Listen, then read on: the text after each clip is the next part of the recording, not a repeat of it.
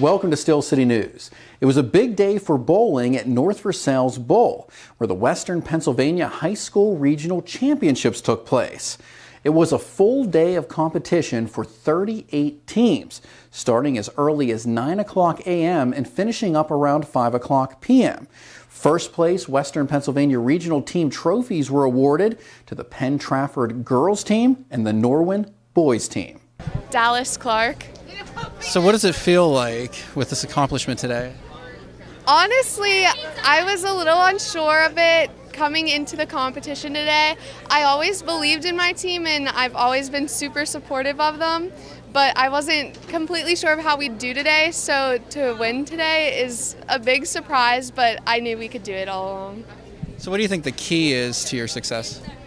We always try and stay positive. We're always supporting one another, and sometimes you miss, and that's a part of the game, so you just got to keep on moving.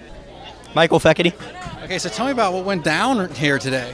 Well, we bowled 3 games of normal team bowling, and we bowled pretty good, and then we bowled 5 Baker games, which means we all bowl 2 frames a game.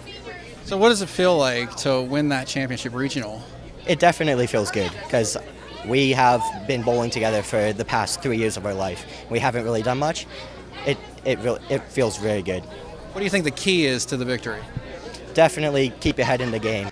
6 boys teams and 6 girls teams who bowled in the finals will be representing our Western Pennsylvania region in the state championships next week.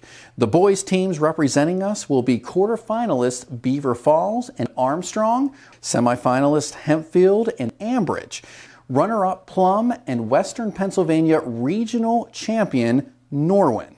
The girls teams representing us will be quarterfinalists McKeesport and Penn Hills, semifinalists Burrell and Greensburg-Salem, runner-up Erie McDowell, and Western Pennsylvania regional champion Penn Trafford.